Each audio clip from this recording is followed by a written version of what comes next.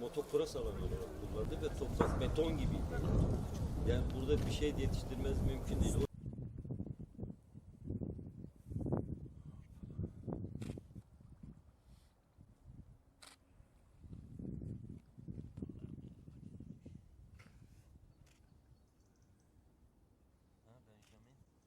Toprak, tohum, insan. Ne güzel bir üçlü değil mi? Yaşam döngüsü. Bir mucize.